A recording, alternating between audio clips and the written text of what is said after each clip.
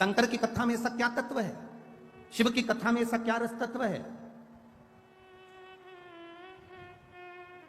क्या मिलता है शिव महापुराण की कथा को श्रवण करने से।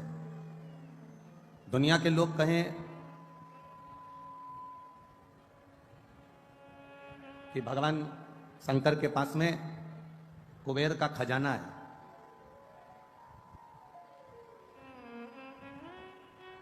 भगवान शिव के पास में ढेर संपदा है, इसलिए दुनिया के लोग शंकर भगवान की आराधना करते हैं। बहुत अच्छे से सुनना महाराज, तब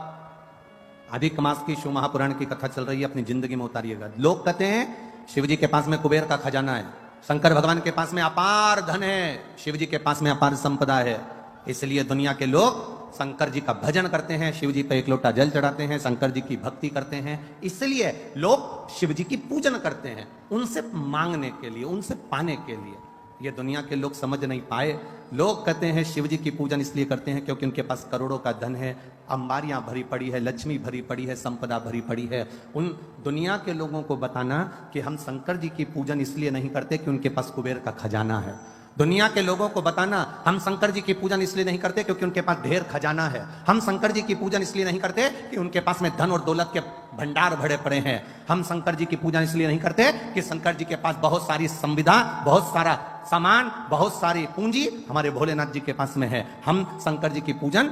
धन को देखकर नहीं करते, हम शंकर जी की पूजन, सनातनी शिव जी की पूजन शंकर का भक्त इसलिए करता है कि शंकर जी के पास इतना होने के बाद भी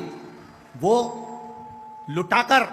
शमशान में रहता है, इसलिए हम शिव की पूजन करते हैं जो दोनों हाथों से लुटाना जानता है। इतनी संपदा होने के बाद खुद अच्छे सोने के महल में रह सकते थे भोलेनाथ, इतनी संपदा होने के बाद, कुबेर का भंडार होने के बाद, खजाना होने के बाद मेरे भोलेनाथ अच्छा महल बनाकर रह सकते थे, पर मेरे शंकर भगवान ना महल बनाकर रहते हैं, ना बहुत बड़ी अटारी बनाकर रहते हैं। मेरे भोलेनाथ तो शमशान का निवास कैलाश के शिखर पर अलमस्त होकर बैठे रहते हैं, क्योंकि हम शिव जी की पूजन उनके खजाने को देखकर नहीं करते, हम शिव जी की पूजन इसलिए करते हैं कि खजाना होने के बाद भी उनके जैसा लुटाने वाला दुनिया में कोई नहीं होगा, इसलिए शिव की आराधना।